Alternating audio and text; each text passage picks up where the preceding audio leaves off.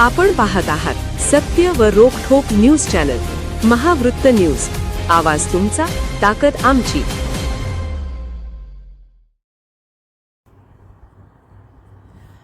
उर्दू शाळांना कौशल्य योजनेतून डावलल्याने सभागृहात गोंधळ. बागल चौक दफनभूमीसाठी निधीची मागणी. नगरसेवक प्रवीण सोनवणे, मुस्ताक मलबारी आक्रमक. JCBसह 2 मनुष्यबळ देण्याची मागणी.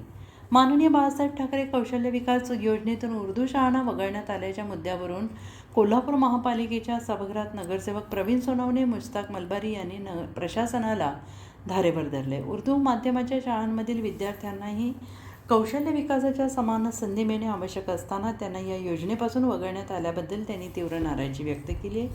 महापालिकेच्या माध्यमातून राबवण्यात येणाऱ्या कौशल्य विकासाच्या योजनांचा लाभ शहरातील सर्व पात्र विद्यार्थ्यांना समान पद्धतीने मिळाला पाहिजे. एखाद्या विशिष्ट माध्यमातील शाळांना योजनेच्या लाभापासून दूर ठेवणे योग्य नसून प्रशासनाने याबाबत तातडीनं स्पष्टीकरण देऊन आवश्यक ती कार्यवाही करावी, अशी मागणी नगरसेवक सोनवणे आणि मलबारी यांनी सभागृहात केली. दरम्यान बागल चौक येथील दफनभूमीच्या प्रश्नावर सभागृहात जोरदार चर्चा झाली. दफनभूमीच्या देखभाल, स्वच्छता आणि आवश्यक कामांसाठी होणारा खर्च महापालिकेनं करावा, अशी मागणी नगरसेवकांनी केली. नागरिकांनी दफनभूमीमध्ये आवश्यक सुविधा उपलब्ध करून देणे ही महापालिकेची जबाबदारी असल्याचं त्यांनी स्पष्ट केलं. दफनभूमीसाठी तातडीनं JCB आणि 2 मनुष्यबळ बागल चौक दफनभूमी परिसरातील आवश्यक कामे वेळेत पूर्ण करण्यासाठी महापालिकेनं तातडीनं 1 JCB, 2 मनुष्यबळ उपलब्ध करून द्यावे, असा ठराव सभागृहात मांडण्यात आलेला आहे. दफनभूमीच्या परिसरातील स्वच्छता, इतर आवश्यक कामांसाठी यंत्रसामग्री आणि मनुष्यबळ उपलब्ध नसल्याने नागरिकांना अडचणींचा सामना करावा लागत असल्याचं सभागृहाच्या निदर्शनास आणून देण्यात आलेलं आहे.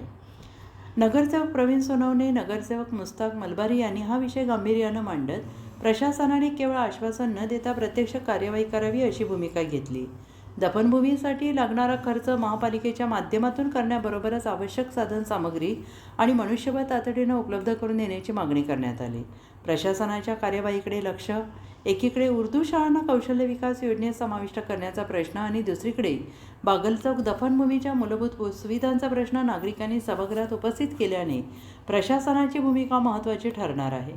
सर्व विद्यार्थ्यांना समान संधी, नागरिकांना आवश्यक नागरी सुविधा मिळाव्यात, यासाठी संबंधित विभागांनी तातडीनं कार्यवाही करावी, अशी मागणी यावेळेस करण्यात आली.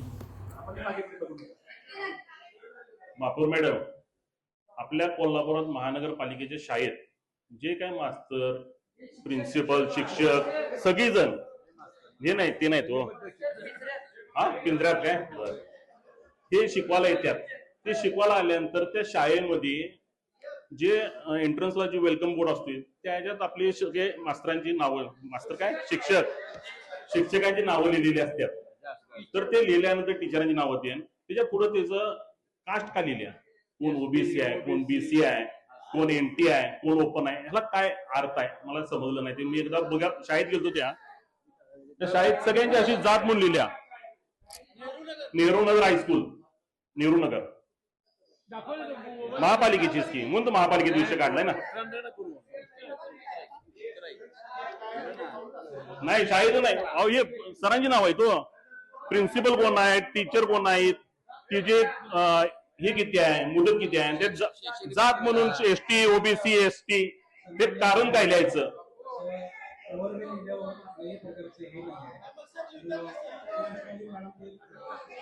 काय काय काय ऐकून आलं सर? हो काय काय मला ऐकून आलं साहेब मला. सन्माननीय महापौर मॅडम, सन्माननीय सभागृह, अशा प्रकारे माहिती देताना त्यांचा प्रवर्ग वगैरे नमूद करावा असं कुठलंही आपल्याकडे शासन निर्णय किंवा नियम नाही. का केलंय मग का त्या मुलांच्या आणि पालकांच्या याच्यावर त्या मास्तरची जात दाखवायचा तुम्ही चालू केलाय? तुम्ही एखादी स्कीम इथे त्या स्कीम मध्ये आम्हाला सांगताय की उर्दू शाळेला धरलं जाणार नाही, हे कशाला बोलताय तुम्ही? तुम्ही केलेलं नाही म्हणून का शाळेला जातीवर तुम्ही डिवाइड करायलाय? का शाळेंबरोबर जातभेद करायलायचा? तुम्ही 55 मध्ये उर्दू शाळा का कट केल्या? का नाही साहेब, उर्दू शाळा पण हिंदू मराठी उर्दू शाळा आहे ती, त्या मराठी उल्लेख आहे ना त्याच्यावर, त्याचा काय संबंध आला? तिथं मराठी शिकवत नाहीत काय? महापालिकेची शाळा आहे उर्दू मराठी, मराठी उर्दू शाळा असं नाव आहे त्याचं. मराठी शिकवतात ना तिथं.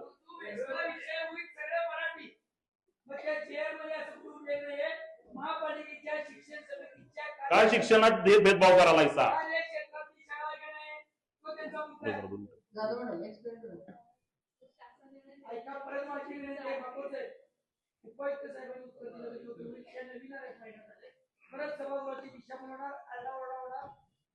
लाटकर साहेब शासन निर्णय वाचा लागेल ते आम्हाला ऐकायचं हा सांगा. शासन निर्णय वाचते 23 जानेवारी 2026 चा शासन निर्णय आहे. हिंदू हृदय सम्राट बाळासाहेब ठाकरे नागरी लोककल्याण अभियान राबवण्याबाबत. त्याच्यामध्ये नागरिक क्षेत्रातील शाळा विशेषतः मराठी शाळा आरोग्य विषयक सुविधा यासाठी आणि खाली शासन निर्णयात स्पष्ट नमूद आहे की सर्व महानगरपालिका व मराठी शाळा असणाऱ्या नगर परिषदा नगरपंचायतींना मंजूर निधीपैकी किमान 50% निधी मराठी शाळांच्या दर्जनसाठी वापरणे बंधनकारक आहे. मग तुम्ही उर्दू शाळा का धरली नाही तिच्यात? नाही प्राधान्य द्या म्हणलं की, पण धरू नका म्हणून कुठे सांगितले तुम्हाला? घेऊ नका म्हणून कुठे सांगितलंय?